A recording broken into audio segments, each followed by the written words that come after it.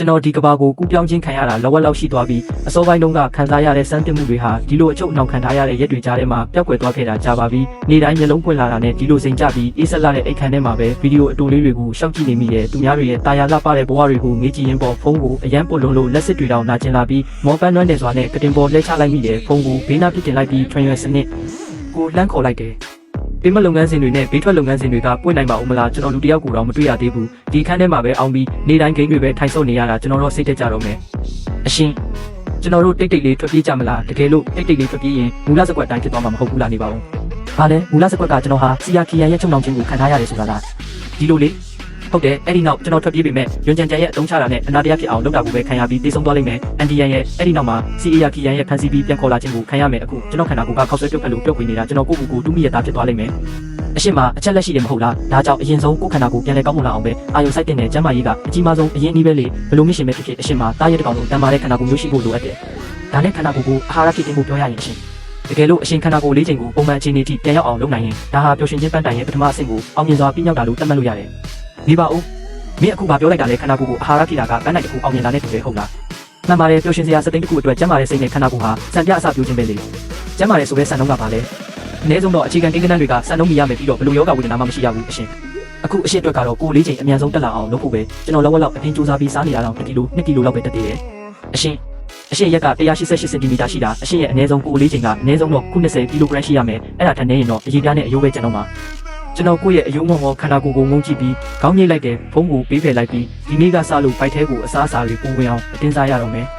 ကျွန်တော်အောက်ထပ်ကိုပြေးဆင်းသွားပြီးဝမ်မေမေကိုလိုက်ရှာလိုက်တယ်ဝမ်မေမေဒီနေ့ကစပြီးကျွန်တော်ဝိတ်အမြန်တက်အောင်အာဟာရအရန်ဖြစ်မဲ့ဟင်းပွဲတွေချက်ပေးပါအခြေခံအားဖြင့်ကျန်းမာရေးနဲ့ညီညွတ်တာမှန်သမျှကျွန်တော်အတွက်အကုန်သာလုပ်ပေးလိုက်ပါစိတ်မပူပါနဲ့တခင်လေးရဲ့ကျမကိုပဲလွှဲထားလိုက်ပါတခင်လေးအာဟာရပြည့်ပြီးတန်မာလာစေရမယ်ဒါပေမဲ့ဝမ်မေမေရဲ့နားလည်မှုကထမင်းစပွဲပုံမှာတော့အနှဲငယ်လမ်းချော်သွားပုံရတယ်ကျွန်တော်ဟင်းတွေရှမ်းထွက်နေတဲ့ထမင်းစားပွဲကိုစိုက်ကြည့်ရင်အကုန်လုံးကိုငန်းငန်းတက်စားဖြစ်တော့တယ်ဇီယာခီယန်ရဲ့အကြည့်တွေကထမင်းစပွဲပုံကိုဖြည်းဖြည်းချင်းဝေးဝဲကြည့်သွားတယ်ကြက်သွန်မြိတ်စီတက်ထားတဲ့ရောက်သွားခင်အနေတော်ကြက်ယုံတင်ထားတဲ့လက်ဆက်တဲ့ပင်လယ်နဲ့ငါးတောက်နဲ့ကြော်ထားတဲ့ကြက်ဥမြစ်ပွားကြော်ပြီးတော့10 ချိန်မြောက်တုတ်ပြန်မှုဖြစ်စေမဲ့အာဟာရချက်စုပြုတ်အဲ့ဒီဘေးမှာတော့ထင်ရှားတဲ့ကောချီပြီးလက်ဖက်ရည်ခွက်တစ်ခွက်ရှိနေတယ်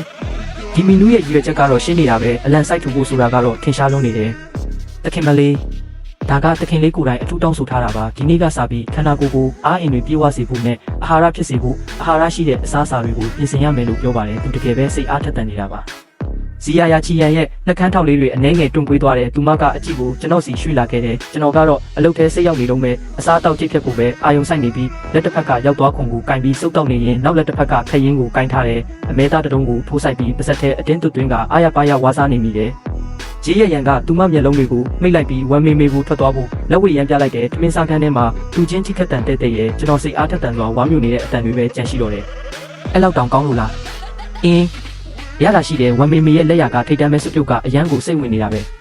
ကျွန်တော်ရဲ့ပုံရိပ်ကိုလုံးဝဂယုမဆိုင်ပဲငန်းသားတတုံးကိုလှမ်းယူလိုက်တယ်ဇီယာခီယန်ကတော့တိတ်တိတ်လေးထိုင်ကြည့်နေတော့မဲ့အခုချိန်မှာကျွန်တော်မျက်လုံးထဲမှာအရသာရှိတဲ့အစားအစာတွေပေါ်ဆွဲလန်းမှုတက်တက်ပဲရှိတယ်အဲ့ဒါကလွဲလို့တခြားပါချန်စီမှမရှိဘူးသူမဟာအစောပိုင်းကသူမရဲ့မောင်းမိုက်တဲ့တွေးတွေကတကယ်ကိုစိတ်ကူးရင်မှုတက်တက်ပဲလို့ရုပ်တရက်ခံစားလိုက်ရတယ်သူမကသူ့ကိုကောက်ကင်ပြီးတဘာဝအတိုင်းပဲစတင်စားတော့တယ်မင်းလည်းမြန်စားလေးဒီစပွဲပေါ်မှာအပြည့်ပဲဒီလိုမျိုးမင်းမစားရင်ကျွန်တော်အကုန်ရှင်းပြမှာနော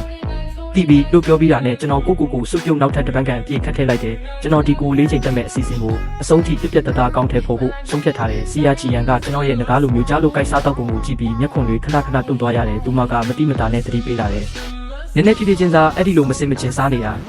သတိထားဦးပြီးခဲ့တဲ့အချိန်တုန်းကလိုဖြစ်နေဦးမယ်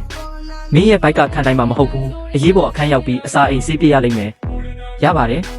်ကျွန်တော်စိတ်ထဲမှာတော့ဒီသမင်းတစ်နက်ကခန္ဓာကိုယ်မှာအသားတအောင်စားလောက်တိုးလာဖို့တကယ်ပဲကူညီပေးနိုင်မလားဆိုတာလှုပ်ဝက်တွက်ချက်ရင်ဝမ်းသာပြီးဖြစ်နေပြီလေထွန်ယုံကလည်းကျွန်တော်ခန္ဓာကိုယ်ထဲဝင်လာတဲ့ကယ်လိုရီတွေကိုအနီးကပ်စောင့်ကြည့်နေတယ်လောလောဆယ်တော့ဘေးကင်းရေးသတိပေးလိုက်နဲ့အဝေးကြီးလိုပါသေးတယ်ကျွန်တော်အကုန်လုံးကိုထိန်းချုပ်ထားနိုင်ပါတယ်ပြီးတော့ဆက်စားတဲ့စက်တုံမြိတ်ကြော်ကိုသူနဲ့ထက်ညက်လိုက်ပြန်တယ်ဂျီယာချီယန်ကကျွန်တော်ပျော်ပျော်ရွှင်ရွှင်စားနေတာကိုမြင်ပြီးသူမလည်းစိတ်ကြည်လင်လာကပိုပြီးစားဖြစ်ခဲ့တယ်တိတ်ဆိတ်တဲ့ညစ်နက်ပိုင်းရောက်လာခဲ့ပြီးသူမဟာကုတင်ရဲ့အခြားတစ်ဖက်မှာကျွန်တော်နဲ့တမီတာလောက်မပြည့်တဲ့အကွာဝေးမှာလဲလျောင်းနေတယ်သူမရဲ့ခန္ဓာကိုယ်အပူချိန်ကဒီနေ့မှာပုံမှန်ထက်ပိုမြင့်နေပုံရပြီးအဲ့ဒါကြောင့်ပဲသူမရဲ့စိတ်တွေအနှဲငယ်ခဏမငြိမ်ဖြစ်နေခဲ့တယ်ဒီအိုချန်ရဲ့မကြသေးခင်ကအပြုအမူတွေကလွန်ခဲ့တဲ့နှစ်အနှဲငယ်ကအတိတ်ကအရာအလုံးကိုလုံးဝမေ့သွားခဲ့တဲ့ပုံစံမျိုးတကယ်ပေါက်နေတယ်သူကျွန်တော်ကိုလှည့်စားဖို့ဟန်ဆောင်နေတာမျိုးလုံးဝမဟုတ်ဘူးဒီလိုအကွာဝေးနဲ့လိလူရှုမှုများကိုကဒီလောက်ထိအကြာကြီးဟန်ဆောင်လို့မရနိုင်တယ်လို့ဒီလောက်အထိလည်းစစ်မှန်နိုင်မှာမဟုတ်ဘူး ရီယာဟီယန်ရဲ့အတွေးစားတွေကသူမအသက်20မတိုင်ခင်အချိန်တွေစီကိုမတိစိတ်ကနေပြန်လည်ရောက်ရှိသွားခဲ့တဲ့အဲ့ဒီလှပတဲ့လူငယ်ဘဝနှစ်တွေစီပေါ့တည်ဆုံးသွားခဲ့ပြီလို့ထင်ရတဲ့ခံစားချက်တွေဟာအခုတော့စိတ်ပျက်စရာတွေအားလုံးပြီးနောက်စစ်မှန်မှုနဲ့ရင်ဆိုင်ရတဲ့အခါရုတ်တရက်တိတ်တဆိတ်ပြန်လည်နှိုးထလာခဲ့တဲ့လွင့်ပြန်နေပြီဖြစ်တဲ့အဲ့ဒီနှလုံးသားကနောက်တစ်ချိန်ထပ်ပြီးဆွဲလန်းစွာနဲ့ခုန်လှုပ်လာခဲ့ပြန်တယ်ဒါပေမဲ့ကျွန်တော်ကသူမနှလုံးသားထဲကခဏမငြိမ်မှုကိုဘယ်လိုလောက်ခံမနိုင်ပါလဲ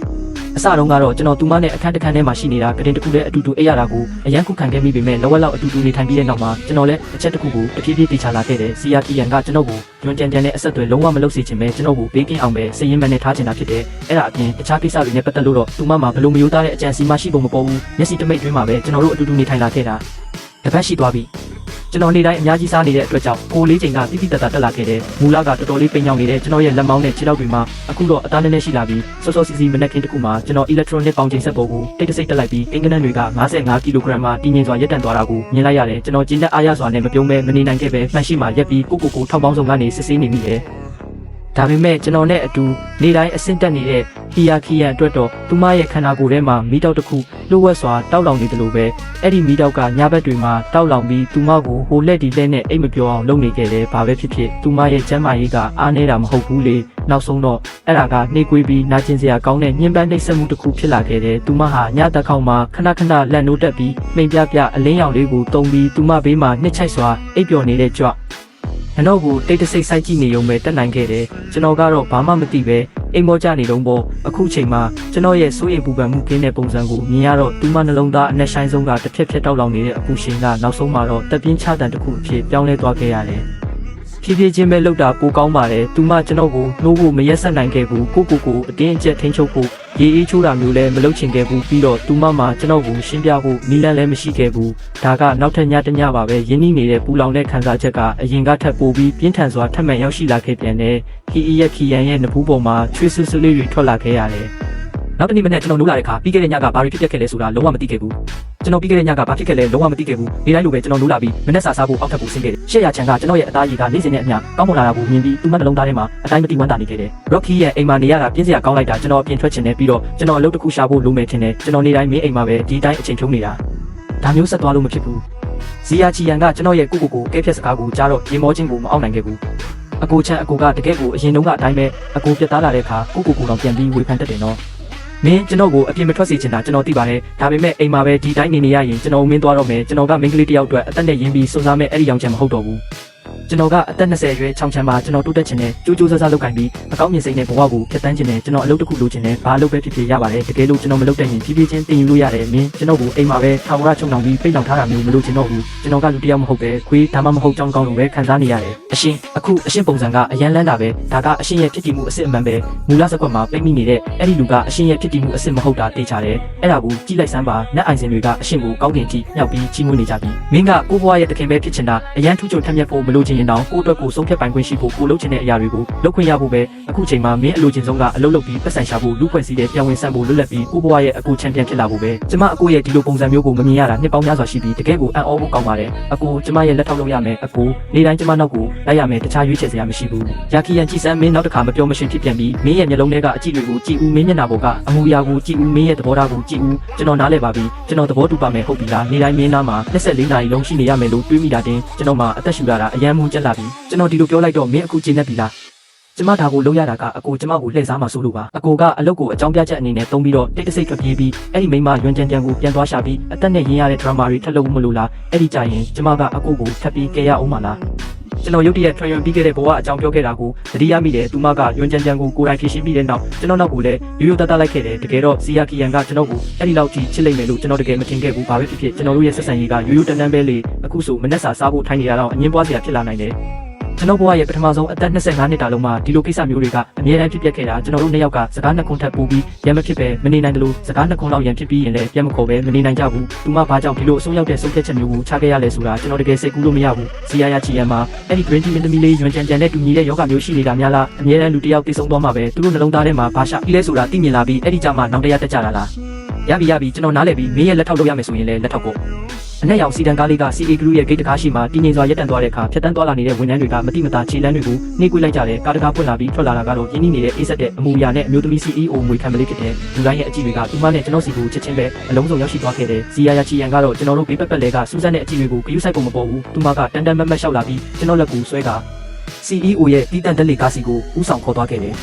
လူအုပ်ကြီးကတော့ထိမ့်မနိုင်သိမ့်မရတူတူတိတ်တိတ်စကားတွေနဲ့အတင်းဖြင်းတွေချက်ချင်းဆူညံသွားခဲ့တဲ့ရဲရင်နဲ့ဝန်ထမ်းတယောက်ကဖုန်းကိုအမြန်ဆွဲထုတ်ပြီးဒီဂရုရဲ့အတင်းဖြင်းရှေ့တန်းမျက်နှာစာတွေးချက်ထဲမှာစာတွေအသေးတန်ရိုက်ပို့တော့တယ်။ဘာတွေဖြစ်နေတာလဲလက်ထောက်ကျိုး CEO CA ကအရန်ချိုးတဲ့ယောက်ျားတယောက်ကိုခေါ်လာတယ်။အဲ့ဒါကလူတိုင်းရဲ့မှတ်ဉာဏ်ထဲမှာအမြဲတမ်းယူသွတ်တယ်လို့ပြုမှုတတ်ပြီးအဲ့ဒီမိန်းကလေးယွန်းချမ်းတဲ့တယောက်တည်းကိုပဲမျက်လုံးနဲ့ထည့်ထားတတ်တဲ့ချောင်းချမ်းဖြစ်နေတယ်။ဒါပေမဲ့ဇီယာချီယန်ကသူ့ကိုကုမ္ပဏီကိုခေါ်လာခဲ့တယ်။ဒါကတကယ်ကိုအလွန်မင်းပြင်းထန်တဲ့ကိစ္စပဲတောင်း။ CEO ရဲ့တီးတန့်တက်လေကတကားတွေထပ်မံပွင့်လာခဲ့တယ်။ဇီယာချန်ကအရင်ဆုံးလှမ်းထွက်ခဲ့ပြီးသူ့မနောက်ကနေကျွန်တော်ကက်လျက်လိုက်ပါလာခဲ့တယ်။အပေါ်ဆုံးထက်ကဝန်ထမ်းတွေကတော့ချက်ချင်းပဲကြောကိုမတ်မတ်ထိုင်လိုက်ကြတယ်။ကျမရုံခန်းထဲကိုဝင်ခဲ့နားလည်ပါပြီ CEO ရှက်လက်ထောက်ကျိုးကသူမရဲ့အတင်းဖြင်းဆက်စုချင်တဲ့ပုံစံကိုအမြန်ဖုံးကွယ်ပြီးနောက်ကလိုက်လာခဲ့တယ်မနက်ခင်းပါ CEO ရှိတခင်လေးတစ်သေးမှာဘာညွှန်ကြားချက်များရှိပါသလဲရှင်ဇီယာကီယန်စကားမပြောရသေးခင်မှာပဲကျွန်တော်ကစိတ်လှုပ်ရှားနေတဲ့အမူအရာနဲ့အမြန်မောကြည့်လိုက်တယ်အဲ့ဒီအပြုတ်မူကနေရာနဲ့အနှဲငယ်မလိုက်ဖက်သလိုပဲအမကျွန်တော်အတွက်ထိုင်ကုန်တစ်ခုလောက်စီစဉ်ပေးပါဦးဒီနေ့ကစပြီးကျွန်တော်ဒီမှာအလုပ်လုပ်တော့မှာကျွန်တော်နာကြများမားနေတာလားမဟုတ်ရင်ကုမ္ပဏီအတွက်ဒုက္ခပဲအမြဲရှာတတ်တဲ့ဒီတခင်လေးစီကနေဒီလိုစကားမျိုးဘာလို့ကြားနေရတာလဲမဖြစ်နိုင်တာကျွန်တော်အပြင်မှာတခြားသူတွေနဲ့အတူတူထိုင်ပြီးအလုပ်လုပ်ချင်တယ်ကျွန်တော်အမိတ်တိုင်းပဲလိုက်နာပြီးစီစဉ်ပေးစရာရှိတာစီစဉ်ပေးပါကျွန်တော်ရဲ့တောင်းဆိုချက်ကတော့မျှော်လင့်ထားတဲ့အတိုင်းပဲအပြတ်သက်အပယ်ချခံလိုက်ရတယ်အဲ့ဒီအချိန်မှာရှက်ရချန်ကတော့အာနာရှင်စစ်ဖြစ်သွားခဲ့ပြီးမင်းသားအလုပ်ကိုအကြောင်းပြပြီးအပြင်ကိုခိုးထွက်ဖို့ကြံစမ်းရင်နောက်ဆိုဒီတကားအပြင်ဘက်ကိုခြေတစ်ဖက်တောင်လမ်းဖို့မစင်စားနဲ့တော့ကျွန်တော်အပြင်ကိုခြေလမ်းလိုက်တာနဲ့တပြိုင်နက်အကြီးမလွဲသေးတဲ့လူပေါင်းများစွာရဲ့အကြီးတွေနဲ့စုံပြီးတော့တာပဲမျက်ဝန်းအစုံတိုင်းမှာအတင်းဖြင်းသတင်းတွေရဲ့အငွေ့သက်တွေရှန်ထွက်နေကြတယ်ကျွန်တော်တို့ရဲ့အကြည့်တွေကလေထုထဲမှာစုံသွားကြတယ်စောစောကလေထုကအတော်လေးစိတ်နှောက်ယှက်ဖြစ်စရာကောင်းပြီးတင်းမာသွားခဲ့ပေမဲ့ကျွန်တော်ကတော့နောက်ဆုံးမှာကျွန်တော်အဖွဲ့ကိုရှာတွေ့သွားတယ်လို့ခံစားလိုက်ရတယ်ကျွန်တော်နှုတ်ခမ်းထမ်းမှာတောက်ပတဲ့အပြုံးတစ်ခုချက်ချင်းပေါ်လာခဲ့တယ်ကျွန်တော်ပဲအစပြိုးပြီးရှေ့ကိုလှမ်းကလူတိုင်းကိုအတန်ချေချေနဲ့နှုတ်ဆက်လိုက်တယ်ဟေးလူတို့မင်္ဂလာပါဆရာနောက်ဆိုကျွန်တော်တို့လုပ်ဖို့ကံဘက်တွေဖြစ်သွားကြပြီပေါ့ဟုတ်ကဲ့ကျွန်တော်ကကုမ္ပဏီလောကမှာလုံးဝအသစ်ဆက်ပါအများကြီးလိုပါသေးတယ်နောက်ကြရင်စီနီယာတို့စီကနေတင်ယူရမှာတွေကိုမျှော်လင့်နေပါတယ်ခင်ဗျာဟုတ်ကဲ့အဲ့ဒါကတော့လုံးရမှာပေါ့မင်းကလည်းအာနာစရာကြီးသူတို့ရဲ့စူးစမ်းတဲ့အကြည့်တွေကိုလုံးဝသတိမထားမိချင်အောင်ဆောင်လိုက်တဲ့လူအုပ်ကြီးရဲ့အကြည့်တွေကိုကျွန်တော်ရဲ့တဘာဝကြကြဝန်ဆန်းမှုကြောင့်မြင်းမြတ်ဆန်ဆန်ပဲတိမ့်ပိုက်နိုင်ခဲ့တယ်စကားအနည်းငယ်ပြောလိုက်ရုံတင်ပဲမူလကတင်းမာနေတဲ့လေတုကတိတိတတ်တာရှော့ပါသွားခဲ့တယ်ဝန်ထမ်းတွေလည်းနောက်ဆုံးမှသူတို့ရဲ့ဗီဇကိုမအောင်ထားနိုင်တော့ပဲအတင်းဖြင်းတွေကိုသတိကြီးကြီးနဲ့စတင်စူးစမ်းလာကြတယ်ဟိုမင်းအမှန်ပဲပြောပြလို့ရမလားမင်းနဲ့ CEO ရှယ်နဲ့ကဘလို့ပတ်သက်မှုလဲဟင်အတိအကျပါပဲကျွန်တော်မျက်တောင်လေးခတ်ပြီးတဘာဝကြကြနဲ့ချုံချုံမွေ့မွေ့ပြန်ဖြေလိုက်တယ်ကျွန်တော်တို့ကငယ်တငယ်ချင်းတွေဖြစ်ပြီးတော့ကျောင်းနေဖက်ဟောင်းတွေလည်းဟုတ်ပါတယ်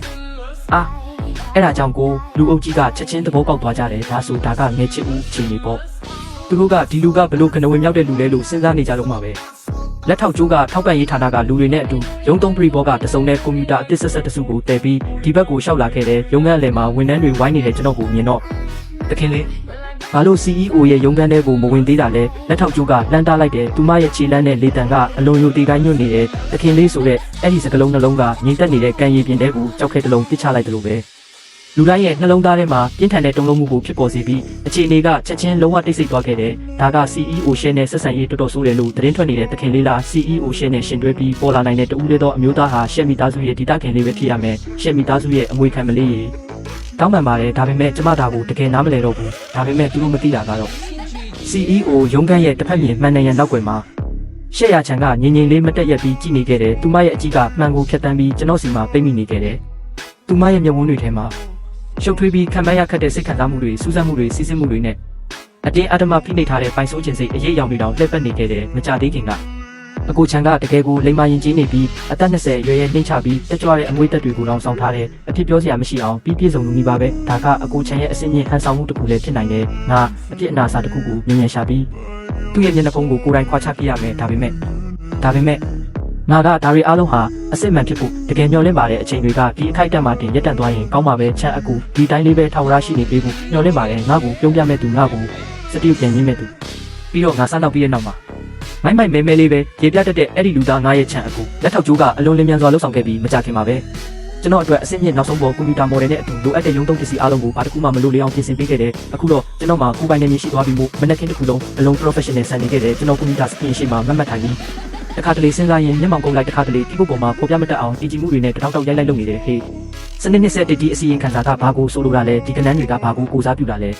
ဲပြီးတော့ဒီစာရွက်စာတမ်းရဲ့ပုံစံကိုဘယ်လိုပြင်ရမလဲငါပြင်လိုက်ပြီးတဲ့နောက်မှာဘာလို့ဒီလောက်ယူဆိုးသွားရတာလဲသူတို့ကကြောင်းမှာဒါတွေကိုလုံးဝမတင်ပေးခဲ့ကြဘူးကျွန်တော်ဒါတွေကိုတစ်ခါမှမကိုင်တွေ့ဘူးဒီ blackpink ဆိုတဲ့နာမည်ကလည်းတကယ်ကိုကြည့်ရဆိုတဲ့အယောင်တွေကလည်းလုံးဝကိုမျက်စိနောက်စရာပဲစောင်းဝင်နေရတဲ့အတွက်ကိုအားကိုးရမယ်ဆိုတဲ့စောင်းပုတ်ကိုစုပ်ကင်ပြီး ကျွန်တော်ဖုန်းကိုခိုးထုတ်ကအရင်ဆုံး Google မှာရှာကြည့်နေခဲ့တယ်ဘာပဲဖြစ်တကယ်ကိုအဖြေရှာမရတော့ရင်တော့ကူညီဖို့အတွက်ထွန်းရွက်စနစ်ကိုလှမ်းခေါ်ရမှာပဲအဝေးကနေလမ်းညွှန်မှုတွေနဲ့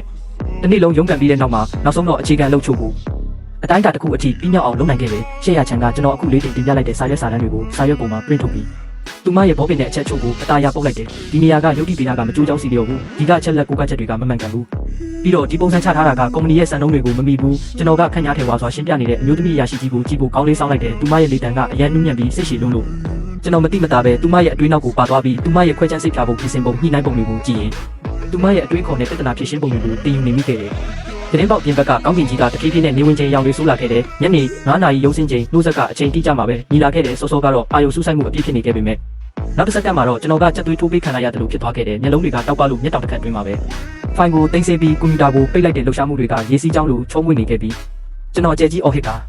အပေါ်ကိုခုန်တက်ပြီးအပြင်ကိုတန်းထွက်ဖို့ပြင်လိုက်တယ်ချမ်းမင်းဒီပြင်ဆင်ထားတဲ့အစီရင်ခံစာကိုပြန်ယူသွားဖို့မစင်စားဘူးလားမနက်ဖြန်ကြမှာပြင်တော့မယ်အလုပ်သမားဥပဒေမှာရုံးစင်းချိန်တိုင်ရင်တွားရမယ်လို့ပြောထားတယ်ကျွန်တော်အချိန်ဆွဲပြီးအလုပ်ခွင်ထဲကနေတန်းထွက်ခဲ့တယ်လှုပ်ဝက်စွာစောင့်ကြည့်နေကြတဲ့လဆာစာဝန်ထမ်းအဖွဲ့ရဲ့အားကြတဲ့အကြီးပေါင်းများစွာကိုနောက်မှခြံထားခဲ့ရင်ပေါ့ဘသူကရုံးစင်းချိန်တိုင်မစင်းချင်ပဲနေမလဲဒါပေမဲ့ကျွန်တော်ရဲ့လွတ်လပ်မှုကအလွန်တိုးတောင်းခဲ့ပါတယ်တောင်းပန်ပါတယ်တခင်လေး CEO ကအထူးမိတ်ပေးထားပါတယ်မင်းကိုကုမ္ပဏီကနေတယောက်တည်းထွက်ခွာခွင့်မပြုဖို့ပါရချမ်း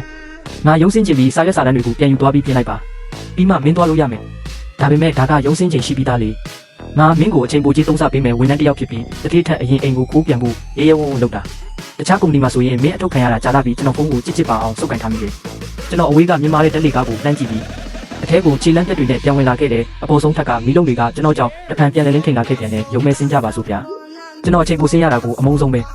ကျွန်တော်ရှက်ရချန်ရဲ့နောက်ကနေတက်လေကားတဲ့ကိုလိုက်ဝင်ခဲ့တယ်ဒီတစ်ချိန်မှာတော့ပိုပြီးတိတ်ဆိတ်နေခဲ့တယ်ရှက်ရချန်ကကျွန်တော်ကိုရှက်အိမ်ရစီပြန်မောင်းလာပြီးချိန်မှာတော့အပြင်မှာမှောင်တိကျနေပြီဖြစ်တယ်ဝမ်မေကညစာအတွက်ဟင်း6ခွက်နဲ့ပူပူနွေးနွေးစုပ်ပြုတ်တစ်ခွက်ကိုစပွဲပေါ်မှာအငွေ့တစ်ထောင်ထောင်နဲ့အရသာရှိလာစွာပြင်ဆင်ပေးထားပြီး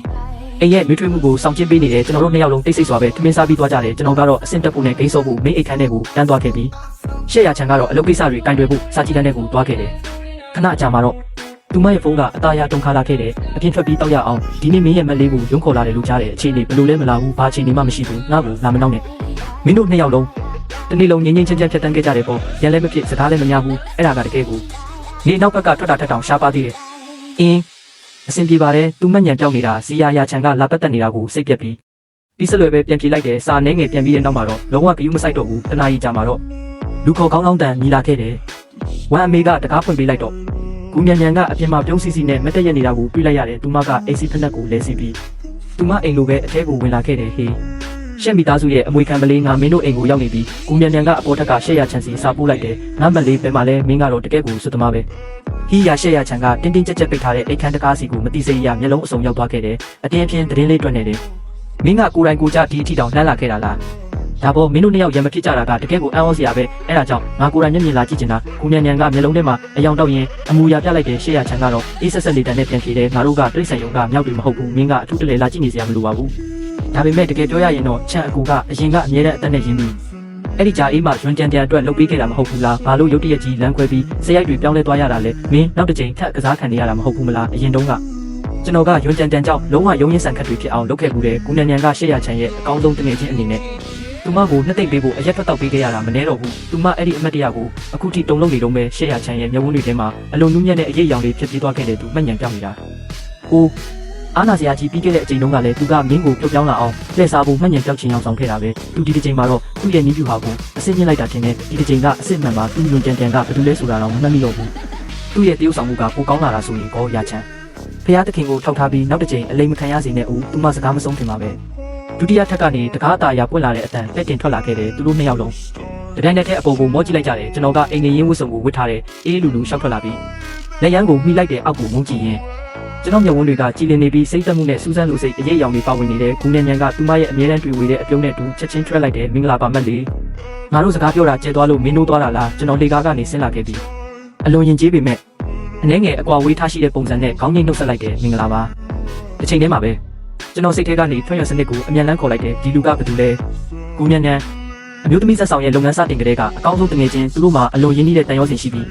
သူမကရှက်ရချန်ကိုယူသားတဲ့စကားတွေပြောနိုင်တဲ့တူးလေးတော့သူတို့တတ်မှတ်ခံထားရတယ်ကျွန်တော်ရုပ်တရက်သဘောပေါက်သွားခဲ့တယ်ဂူနန်ညံရဲ့စူးစမ်းတဲ့အကြည့်နဲ့ဆုံရ